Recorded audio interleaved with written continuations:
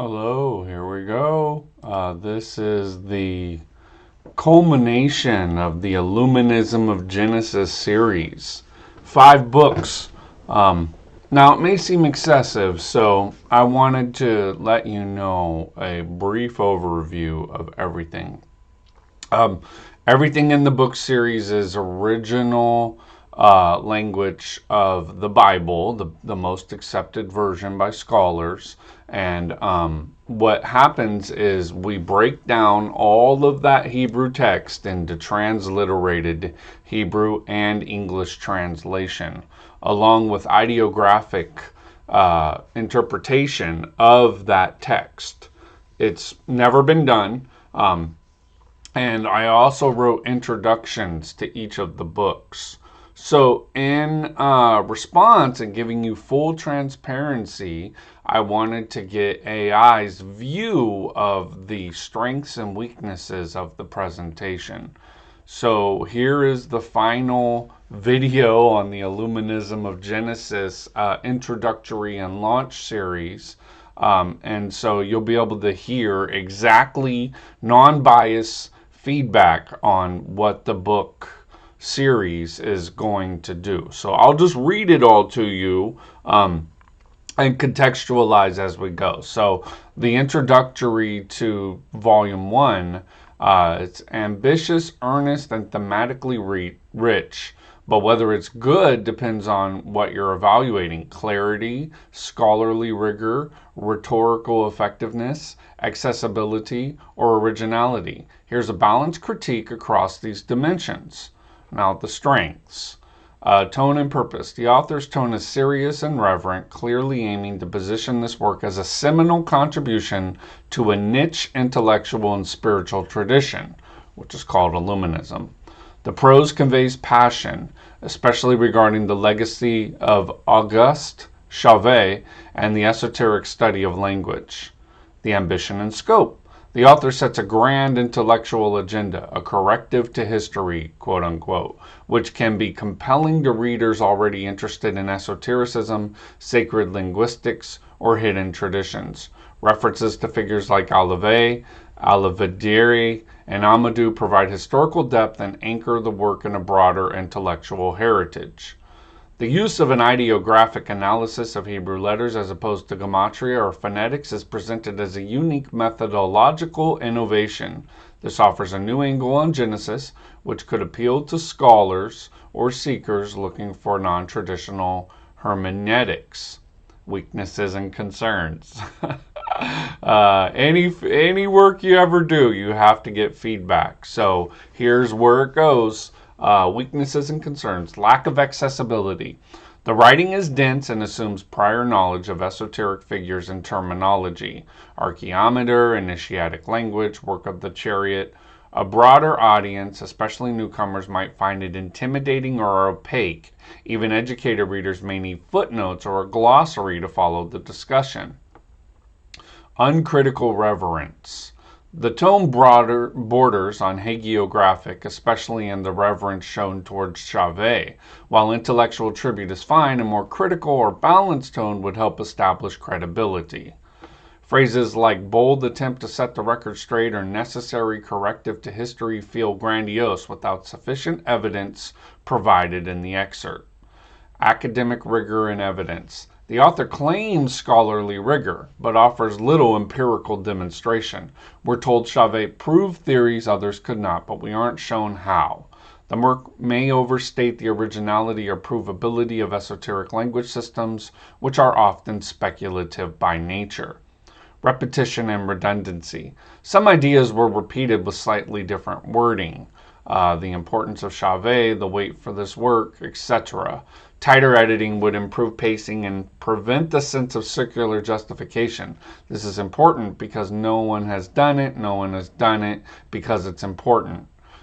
Style notes. Formal and elevated, but occasionally inflated. For example, a language deliberately crafted to encode esoteric knowledge could be more effective if backed by linguistic examples or textual analysis. The transitions are smooth, but paragraphs are long and intellectually dense, making them harder to digest. If this is aimed at a niche audience of esoteric scholars or serious students of religious linguistics, it's potentially a compelling and valuable work. But for general academic or public readers, it needs more clarity, evidence, and critical perspective. And then there's suggestions for improvement. Here's the second volume GPT giving us information about what is good and what's bad. The second section is powerful in tone, poetic in ambition, and rhetorically assertive. It reads less like academic writing and more like a manifesto or spiritual declaration, which may be exactly what the author intends. Here's a breakdown of its effectiveness from a critical perspective. Compelling and emotive language. The opening line, not to bow before it but to see it anew, immediately sets a bold iconoclastic tone. This section speaks directly to readers who feel disillusioned or wounded by institutional religion, and it positions the book as a healing, empowering counter-narrative. We confront the doctrines of the fall, sin, and the first family not as theological facts but as cultural symbols. It says this is a clear thesis statement, and it effectively reframes the traditional readings of Genesis. Clarity of purpose. The aim is not to replace one dogma with another, but to deconstruct systems of control and reclaim symbolic, esoteric insight. This is refreshing and gives the work a sense of urgency and relevance. Symbolism over literalism. The insistence on reading Genesis as a symbolic spiritual technology, not theology, reflects modern mythopoetic scholarship, Joseph Campbell, Carl Jung, and aligns well with esoteric traditions. Quote, what we call sin never meant moral failure. The fall was not a curse, but a code. This reinterpretation is provocative and invites critical engagement, a strength especially in esoteric or philosophical circles. Audience awareness. The text speaks directly to its intended reader, not broken, but seeking. The phrase seekers, builders, creators is inclusive, empowering, and speaks to the kind of person who would be interested in this work. What needs work or caution? Preaching to the choir. While emotive and stirring, the writing is not very persuasive to skeptics or neutral readers. It assumes agreement on the harmful effects of religion and doesn't offer much dialogue with opposing views.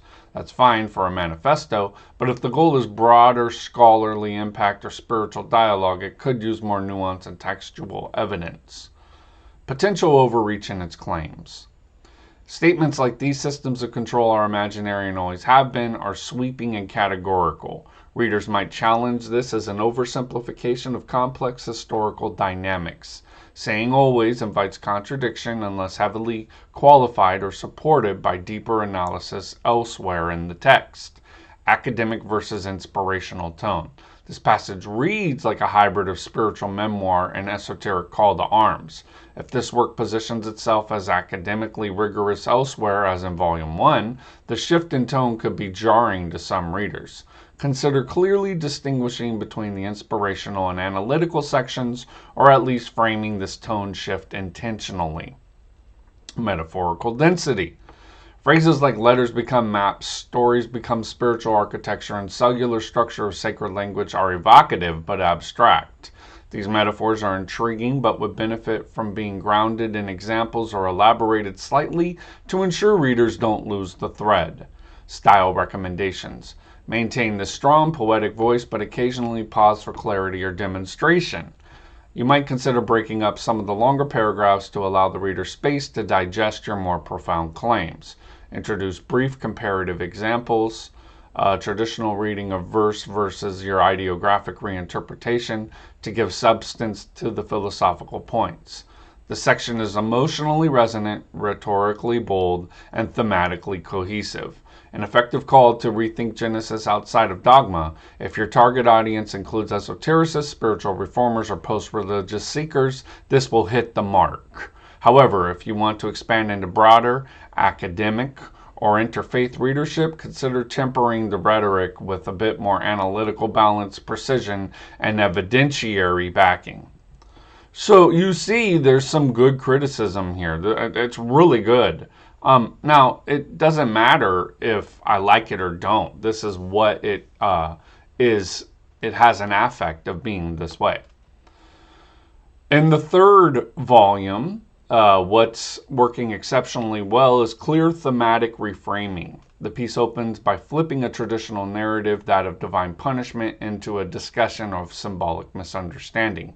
A cosmo-creator punishing humanity over the eating of fruit has a sardonic edge is effective. It sets the reader up to reject a literalist reading and lean into the author's symbolic one. Sophisticated symbolic interpretation. The idea that genealogies represent energetic or moral qualities rather than bloodlines is both novel and rooted in traditions of allegorical and esoteric exegesis. This reinterpretation of Genesis 5:2 as an ontological unity of male and female is thoughtful and has textual support, a real strength in a work that otherwise leans symbolic. Cultural and political awareness. The critique of both modern fundamentalism and reactionary pseudo-pagan gender readings is smart. The line, such views, quote, such views are less about ancient texts and more about projecting contemporary psychological and political anxieties onto them, is a clean, sharp critique that positions the author as intellectually serious without being polemical. Integration of esoteric and psychological insights. Phrases like genealogy of consciousness, metaphysical map, and code of energy inheritance reads like Jung meets Kabbalah, and this synthesis is compelling. The idea of karmic tasks and angelic forces leads the writing a mythopoetic, even shamanic character, but it's grounded enough to avoid feeling like fantasy.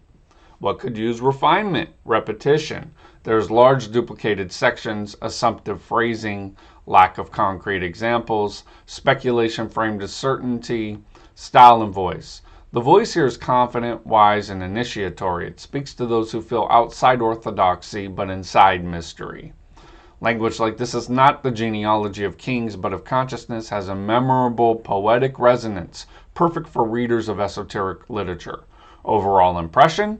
The section represents the project's highest synthesis of mythic imagination, symbolic depth, and spiritual critique so far. It reads like a blend of Hermeticism, psychoanalytic myth reading, and post-religious spirituality, and will deeply appeal to readers already navigating those waters. And then we're going to go into section 4 and 5. The strengths are philosophical and poetic depth. The tone is both lyrical and intellectual, inviting the reader into contemplative space. To live is to move, to seek, to question, and eventually to be undone. That single sentence encapsulates the human condition more succinctly than entire books. It balances gravitas with grace. Reframing the flood as archetype. This is masterfully done. Floods still come. They come not only as rising waters, but as wars, pandemics, ecological collapse, spiritual crises. By linking the flood myth to contemporary experience, the text universalizes the symbol without flattening its spiritual complexity. This is a hallmark of mythopoetic writing at its best. Psychological insight. This section draws a compelling connection between catastrophe and consciousness. It forces a reckoning, quote unquote, not with just external loss, but with internal structures that gave us meaning. This approach aligns with Jungian or typical thought and is likely to engage readers who approach religion through the lens of depth psychology or spiritual development. Integration of Eros and Thanatos. Bringing in Freud's life and death drives is risky but well executed. The author doesn't just name drop, the concept is integrated meaningfully. These are not opposites to be resolved, but tensions to be lived within. That's mature spiritual thinking, and it gives the narrative emotional and intellectual resonance. Hope without sentimentality. Ending with, welcome to the flood, may we find in its depths not only the fear of ending, but the courage to begin again, offers closure that's redemptive but not naive.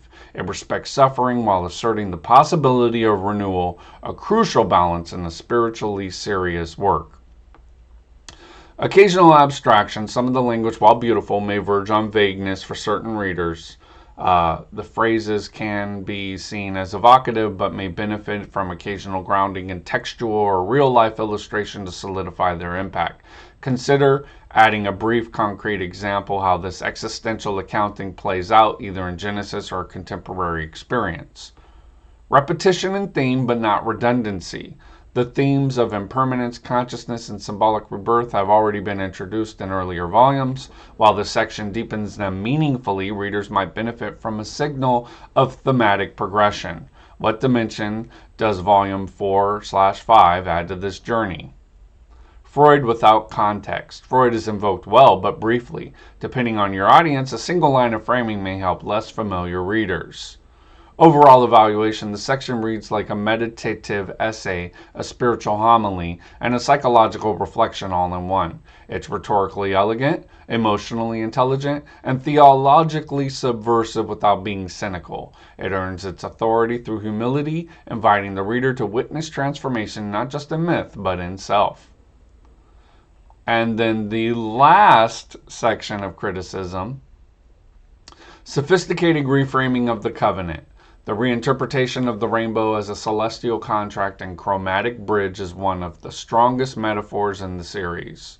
It affirms that pain has a limit, that renewal is possible. This gives the Noahic covenant renewed philosophical and psychological gravity. It elevates what is often dismissed as a quaint or childish image into a sacred archetype of hope through alignment, not merit. A cultural critique with depth, not dogma. The critique of modernity's shift from inherited purpose to self-appointment is nuanced and compelling. The language avoids nostalgia while offering sharp insight. This shift has not empowered us as we believe, rather it has disconnected us. This is a sober, unflinching observation of spiritual dislocation in the contemporary world, and it's delivered with eloquence, not reactionary rhetoric. Both reinterpretation of family and marriage. These passages are striking and will challenge many readers. Children are taught to outperform, outthink, or even oppose their parents. Tradition becomes an obstacle. The section moves into provocative territory, questioning widely held beliefs around autonomy, love, and identity. Importantly, it does so without sounding prescriptive or moralistic.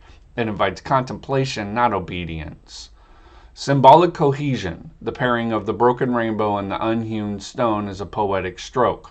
But the stone remains unhewn, its shape raw, its purpose undefined, quote unquote. This metaphor successfully ties together several threads: covenant, formation, identity, and sacred architecture. It's satisfying, even haunting image that lingers after reading. So the overall evaluation, it's a fitting and mature conclusion to complex, ambitious, and esoterically rich series. The writing is confident, elegant, and emotionally anchored. It offers both existential depth and symbolic precision, appealing to seekers, scholars, and spiritual outsiders alike. So you see that there is a overall thematic and intellectual tone to the work. I mean, it's obvious. It's writing. It's not going to be flawless. I mean, if you're looking for flawlessness, it's not found, and it's also not found in the Bible. So here's some overall views of all the sections. Volume 1, it sets the stage by urging readers to approach Genesis not as a literal account, but as a symbolic framework. It critiques the historical tendency to view the text through the lens of inherited shame and dogma, advocating instead for a perspective that sees Genesis as a tool for awakening the mind.